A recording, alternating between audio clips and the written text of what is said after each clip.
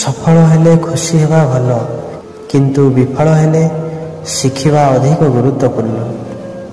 ଟଙ୍କା ଆରାମ କିଣିପାରିବ, କିନ୍ତୁ ଶାନ୍ତି ନୁହେଁ।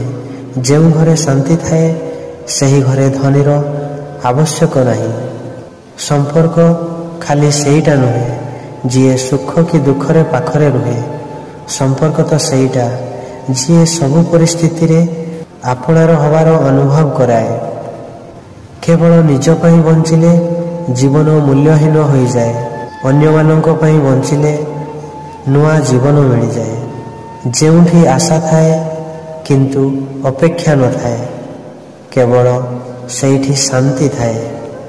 ଜୀବନରେ ସବୁକିଛି ମିଳିଯାଇପାରେ, ହେଲେ ସମୟ ସହ ହଜିଯାଇଥିବା ସେହି ପୁରୁଣା ସମ୍ପର୍କ ଆଉ କେବେ ବି ମିଳେନି। ଜୀବନରେ କାହାକୁ ଭଲ ପାଇବା ଅତି ସହଜ, କିନ୍ତୁ ଏମିତି ଜଣକୁ ଖୋଜିବା ଯିଏ ତୁମକୁ ବି ଭଲ ପାଉଥିବ, ସେଇଟା ବହୁତ କଷ୍ଟ। ଏ ଦୁନିଆରେ ସବୁଠାରୁ କଷ୍ଟ କାମ ହେଲା କାହା ଓଠରେ ଟିକେ ହସ ଦେବା। ଲୁହ ତ ସମସ୍ତେ ଦିଅନ୍ତି, ହେଲେ ହସ କେବଳ ସିଏ ହିଁ ଦିଅନ୍ତି ଯିଏ ଆମକୁ ପ୍ରକୃତରେ ଭଲ ପାଆନ୍ତି। କଥା ମଣିଷର ଜ୍ଞାନର ପରିଚୟ ଦିଏ, କାମ ମଣିଷର ଯୋଗ୍ୟତାର ପରିଚୟ ଦିଏ ଓ ବ୍ୟବହାର ମଣିଷର ବଂଶର ପରିଚୟ ଦିଏ। ମଣିଷର ତୁମେ ଯେତେ ବଡ଼ ଉପକାର କର ନା କାହିଁକି, ପରବର୍ତ୍ତୀ ସମୟରେ ତୁମର ସାମାନ୍ୟ ଭୁଲ ହେଲେ ସେ ସେହି ଉପକାର କଥା ଟିକିଏ ମାତ୍ର ମନେ ପକାଇବ ନାହିଁ। ଯେଉଁ ଲୋକ ନିଜ କର୍ମକୁ ଭଲ ପାଏ, ନିଜ ଉପରେ ତାର ବିଶ୍ୱାସ ଭରସା ରହିଥାଏ। ଏହିଭଳି ଲୋକଙ୍କ ଆଗରେ ଦୁନିଆର କୌଣସି ଜିନିଷ ଅସମ୍ଭବ ନୁହେଁ। ଯଦି ତୁମକୁ ଉପରକୁ ଉଠିବାକୁ ଇଚ୍ଛା, ତେବେ ତୁମକୁ ସେହି ସବୁ ଜିନିଷ ଛାଡ଼ିବାକୁ ପଡ଼ିବ ଯାହା ତୁମକୁ ତଳକୁ ଟାଣୁଛି। ଜୀବନରେ ପରିସ୍ଥିତି ସହ ଲଢ଼େଇ କରି ହୁଏ, ଭାଗ୍ୟ ସହ ନୁହେଁ। ଭାଗ୍ୟ ବଡ଼ ଅଜବ ଜିନିଷ, କାହାକୁ ଦିଏ ତ ପୁଣି ଆଉ କାହା ପାଖରୁ ସବୁକିଛି ଛଡ଼େଇ ନିଏ। ଆତ୍ମସମ୍ମାନଠୁ ବଡ଼ ଆଉ କିଛି ନାହିଁ। କେହି ତୁମକୁ ଥରେ ଅପମାନ କଲେ ତାକୁ ଚିହ୍ନି ରଖ ଏବଂ ତାଠାରୁ ଦୂରେଇ ରୁହ, କାରଣ ପ୍ରଶ୍ରୟ ଦେଲେ ସେ ଗୋଟିଏ କାମ ବାରମ୍ବାର କରିବ। ସରଳ ବିଶ୍ୱାସୀ ସବୁବେଳେ ଯନ୍ତ୍ରଣା ପାଇଥାଏ, କାହିଁକି ନା ସେ ସମସ୍ତଙ୍କୁ ଆପଣାର ଭାବି ବିଶ୍ୱାସ କରିଥାଏ। ପ୍ରେମ କରିବା ଭୁଲ ନୁହେଁ, ଭୁଲ ଲୋକକୁ ପ୍ରେମ କରିବା ଭୁଲ। ଭୁଲ ଲୋକ ଉପରେ ଭରସା କରିବା ଭୁଲ। ତୁମ ବିଶ୍ୱାସକୁ ଯିଏ ବାର ବାର ଭାଙ୍ଗେ ତାକୁ ପୁଣି ବିଶ୍ୱାସ କରିବା ଭୁଲ। ଆଜିର ଦୁନିଆର ସତ, ରକ୍ତଠାରୁ ବହୁତ ଦାମୀ ଅଟେ ଲୁହ, କାହିଁକି ନା ସମୟ ପଡ଼ିଲେ ରକ୍ତ କିଣି ହୁଏ, କିନ୍ତୁ ଲୁହ ନୁହେଁ। ସ୍କୁଲ ଯିବାବେଳେ ଯେଉଁ ପେଟ କାଟେ ନା, ତାକୁ ଦୁନିଆରେ କୌଣସି ଡକ୍ଟର ଭଲ କରିପାରେ ନାହିଁ।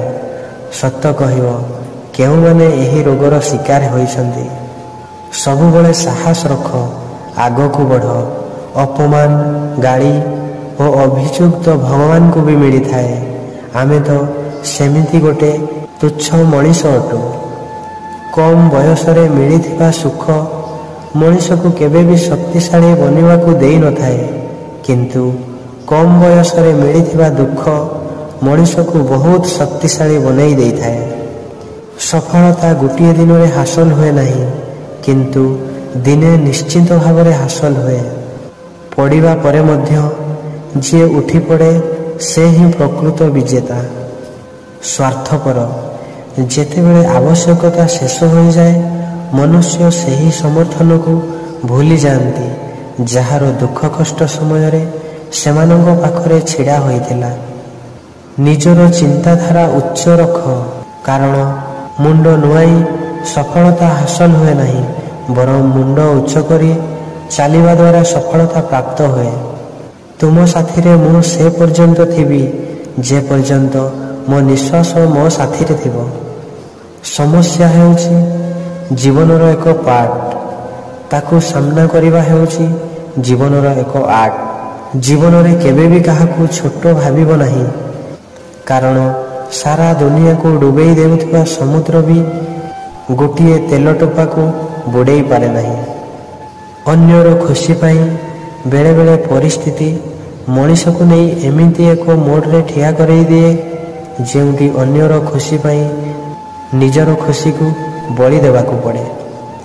ଯେଉଁ କାମରେ ତୁମ ଘର ଚାଲୁଛି ନା, ସେହି କାମ କରିବାକୁ କେବେ ଲାଜ କର ନାହିଁ, କାରଣ ଝାଳ ବୁହା କାମର ଗୋଟେ ରୁଟି ବି ଇଜ୍ଜତ ଠାରୁ ବଡ଼ ହୋଇଥାଏ। ଦୁନିଆରେ ସବୁଠାରୁ ଦାମୀ ଜିନିଷ ହେଉଛି ଭରସା, ଯାହାକୁ ପାଇବା ପାଇଁ ହେଲେ ସାରା ଜୀବନ କମ୍ ପଡ଼ିଯାଏ, କିନ୍ତୁ ହରାଇବାକୁ କିଛି ମୁହୂର୍ତ୍ତ ଲାଗେ।